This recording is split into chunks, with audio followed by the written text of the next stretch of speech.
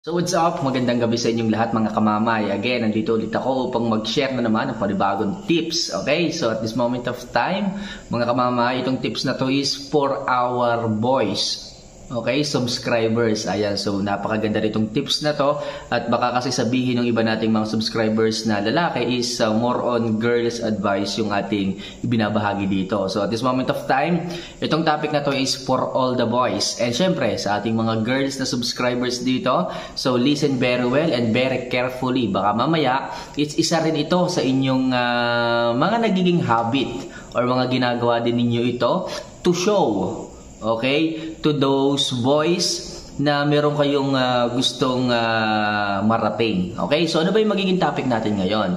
So ngayong gabi magiging topic natin is mga sign ng isang babae, okay, na gusto nilang sumama sa kama. Okay, so mga boys, sana tapusin nyo ang video ito and I'm really sure na makakatulong ito. Okay, so malalaman nyo yung mga sign na to. Alam nyo kasi yung mga babae, hindi nila alam or hindi nila kayang sabihin itong mga signs na to kasi nga mahiyain sila. Okay, natatakot sila sa rejection.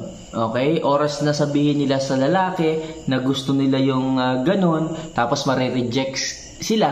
So malaki yung rejection impact nito sa kanila. Okay, mahihayin sila na magsabi. So, kaya ang ginagawa nila, ipinapakita nila through gestures, okay, through movements. Okay, para sa atin, yung mga signs na yon para madali nating makuha. Pero kung ikaw naman hindi sanay sa mga movements na ganito, ito nga aking i-share na sa inyo kung ano ba yung mga sign na gustong sumama ng isang babae sa kama. Okay, huwag na natin patagalin. So, number 1 tips. So, tumatayo siya sa harapan mo. Okay, ng sobrang lapit. Okay? So, kapag ito na-experience mo na, meron kang kaibigang babae na tumayo siya sa harapan mo na sobrang lapit na halos tutok na ganyan. So, ibig sabihin lang yan, gusto niya na makipag-clap-clapan. Okay? So, gusto niya na makipag-ganon. Okay? So, hindi po ito ginagawa ng ibang babae na sobrang lapit niyang tumayo sa harapan mo. So, isa lang yung ibig niya sabihin. Gusto niyang sumama sa'yo. Okay? So, number 2, uupo siya sa tabi mo. Okay? Tatabi siya sa'yo, then yung legs niya is ilalapat niya sa legs mo. Or else, ipapatong niya sa legs mo. So, dapat yung mga ganito klase ng gestures, mga kamamay, malaman nyo po kaagad. So, ito po is isang sign na nagpapahiwatig na gusto po ng isang babae na makipag-ganon sa inyo. Okay? So, number 3, siya yung nag-i-insist ng kiss. Okay? Siya yung nag-i-start, okay, na lumapit yung mukha sa inyo, na lumapit yung kanilang labi sa inyo. Even if wala kang ginagawa, nakatingin ka lang sa kanya, lumalapit siya ng lumalapit. Sa madaling sabi, siya yung nag-i-insist ng kiss. Kapag ganyan, isa rin po yung sign na gusto kayo ng isang babae na isama, okay, sa pupuntahan. So next, willing niyang iwanan ang kanyang mga kaibigan. Okay, makasama ka lamang. For example, nasa bar kayo. Nakita kayo sa bar. For example, nandun na sila. Tapos nandun ka, bigla kang dumating. Nakita ka na nung isang babae na may gusto sa'yo. So, willing siya na iwanan niya yung mga friends niya doon. Makasama ka lamang.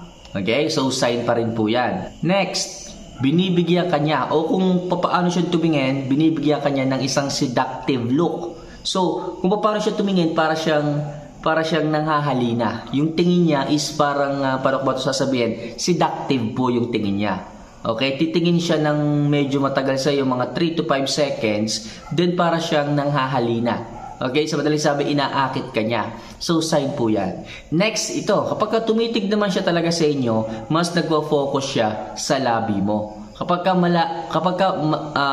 palagi siyang nakatitig sa labi mo, oras na nagsasalita ka, yung pagbuka, yung pagsarado ng bibig mo, doon siya tumitingin, sign po yan na talagang gusto ka niyan. And next, nagre-request siya na sa tuwing lalakad kayo, may pupuntahan kayo, huwag nang isama yung mga kaibigan. So, ang gusto niya, kayo lang dalawa yung magkasama, gusto niya masolo ka niya sa kung saan man kayo pupunta. So, ito po is isang sign na talagang gusto ka niya na masolo o gusto ka niya na makasama na kayo lang dalawa. Okay? Para kung sakali man na may pupuntahan kayo, na baka sakali na pumunta sa ganon, is madali. Kaysa sobrang dami nyo, mahirap gumalaw kapag ka ganon. Next, komportable siya na uminom kasama ka.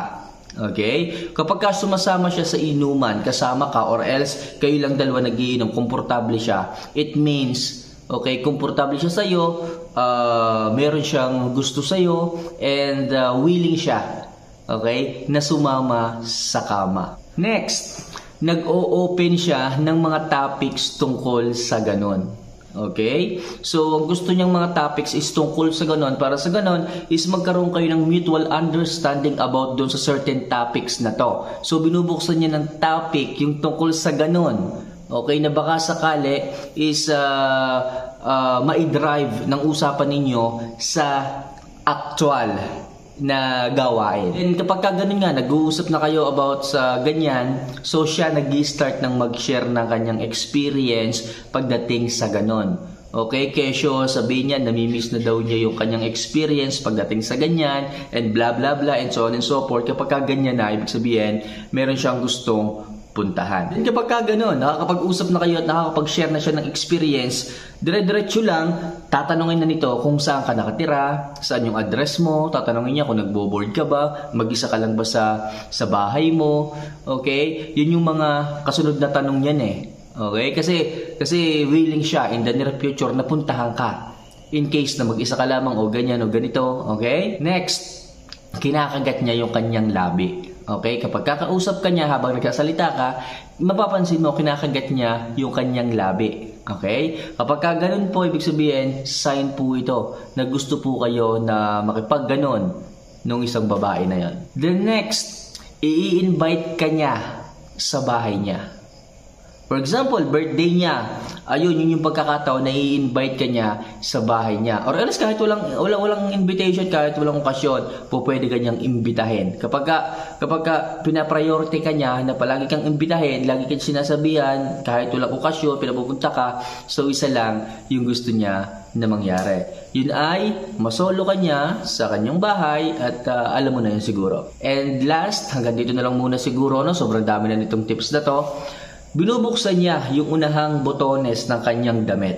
Okay? Binubuksan niya po yung unahang botones ng kanyang damit. Hindi ko na-explain kung bakit. Siguro yung mga boys, alam niyo na kung bakit. Okay? So, yun lang muna siguro ang aking magiging tips pagdating sa inyong mga boys. Sana is makatulong ito. At sana ay inyo pong magamit na standards pagdating sa inyong buhay pag-ibig. Alright? So, sa susunod na video, sa susunod na topics ko, dadagdagan ko pa yan. So, napakarami pang mga tips na yan.